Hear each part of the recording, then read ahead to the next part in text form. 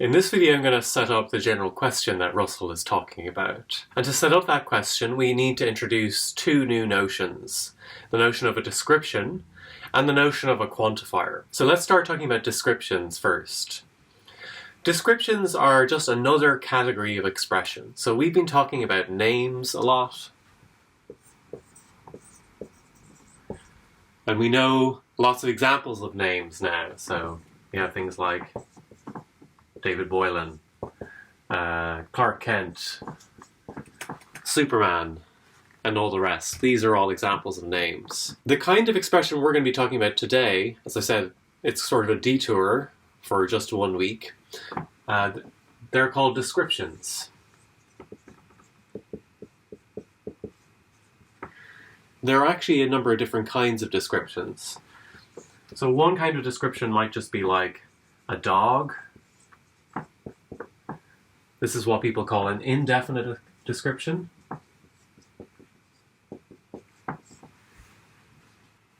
And another example would be something like the President of the US, or the US President.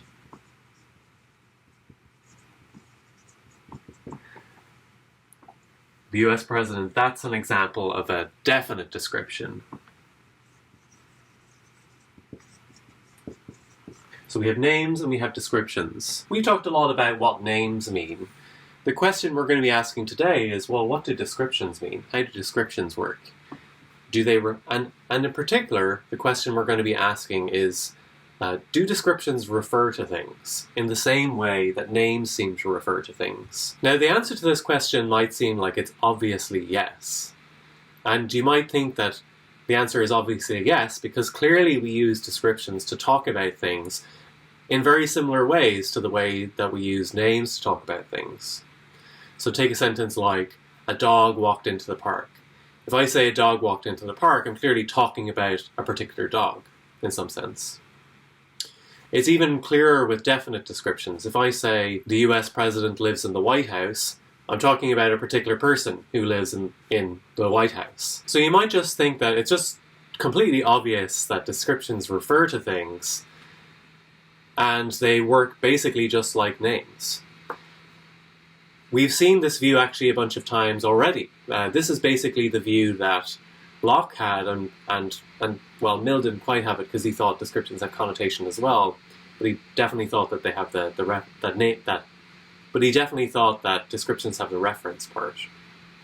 So the obvious view is that descriptions work just like names, except maybe they're a little bit more complicated because what they name is sort of built out of the parts of the words that the descriptions use. But apart from that, you might think descriptions work just the same way as names. Indeed, people were so tempted by that thought, they actually just called descriptions names or connotative names. I think that's the term that Mill uses. He calls both of these kinds of things names. But we're going to distinguish between them more carefully. So we're going to keep the word name just for expressions like these, like David Boylan, Clark Kent. We're going to keep indefinite descriptions as a label for things like a dog, and definite descriptions as a label for things like the US President. So the is a marker of a definite description, a is a marker of an indefinite description. As obvious as it might seem that descriptions refer to things in the same way that names refer to things, that might seem very obvious to you. But actually, this is what Russell is going to dispute in the paper on denoting. He argues that this is false. He argues that, as a matter of fact, in particular, definite descriptions, they don't refer to people. Now, they are used to talk about particular people, but he wants to, as we'll see, say that there's a distinction between saying something true about a person and directly referring to them. Right now, that's going to be kind of hard to grasp, but it'll come into sharper focus, I hope, as we go through the lecture. So there's this tempting thought that descriptions work really like names, and Russell, it might seem paradoxically, denies this. He thinks that, well, descriptions, no, they don't refer. Well, if descriptions don't refer, then what is it that they do? What kind of thing does a description mean?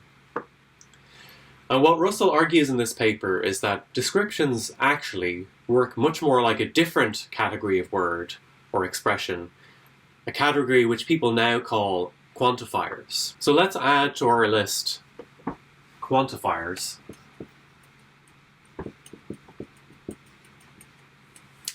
And these are expressions which talk about like some group of entities and say they have certain properties. So like some children. That's a quantifier. It's a quantifier because it's got this word some in there. Another expression might be like all humans.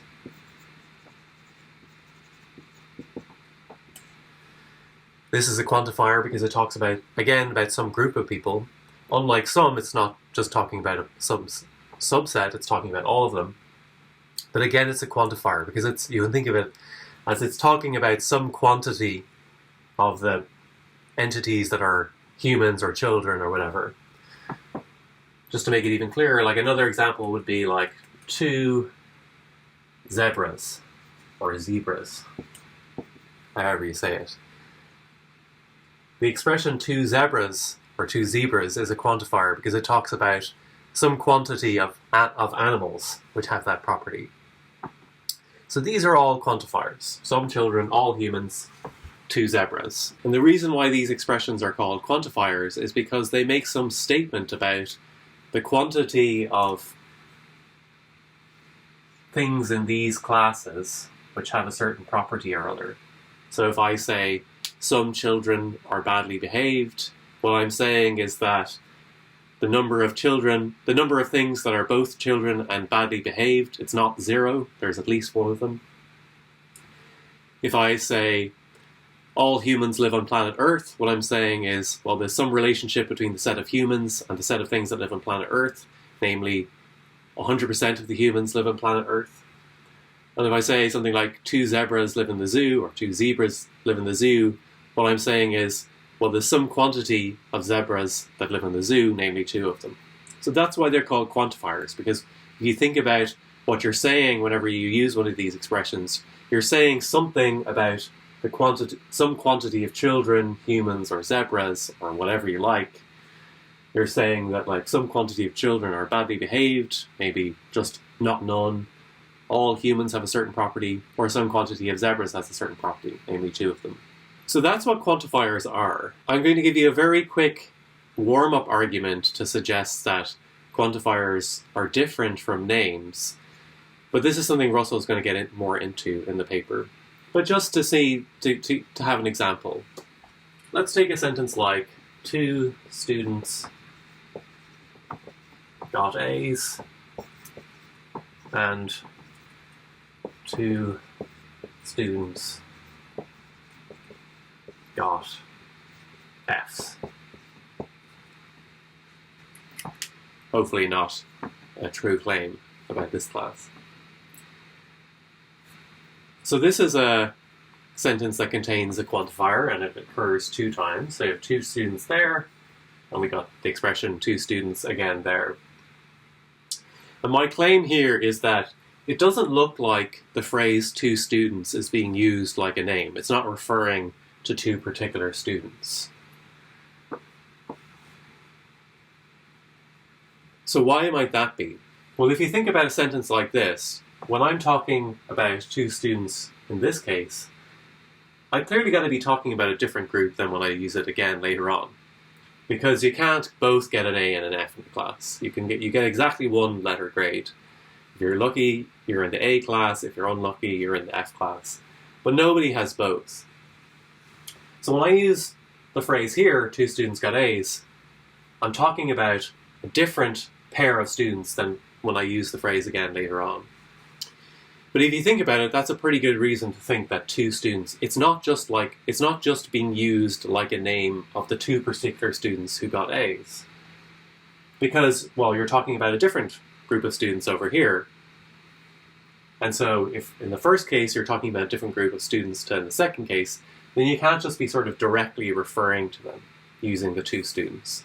Now, you are using it to make a true claim about a certain group of people. But when you use it again later on, you're making a different true claim about a different group of people. So that's a very brief reason for thinking that even though you can use these things to talk about particular people, you're not using them as names for that group of people.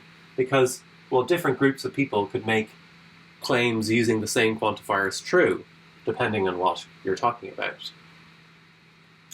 And in a sense, this is kind of exactly what Russell is going to say happens with descriptions. For Russell, descriptions are going to be quantifiers that talk about exactly one person. So that's a very quick reason to think that quantifiers work differently from names in general. Okay, so at this stage, we've talked about 3 different kinds of expressions. We've talked about names, we've talked about descriptions, and we've talked about quantifiers. And the question that Russell is interested in the paper is, how do descriptions work? Or, to put it slightly differently, how do descriptions work? Are they more like names, or are they more like quantifiers? And as I said, you might have initially thought the answer is obvious. Descriptions just work like names. But Russell, as we're going to see, argues for the other conclusion. He's going to argue that, actually, when you think about it, you can make sense of descriptions as really being a kind of quantifier. And he thinks by letting them be quantifiers, we can solve a range of different philosophical puzzles that arise from thinking about descriptions.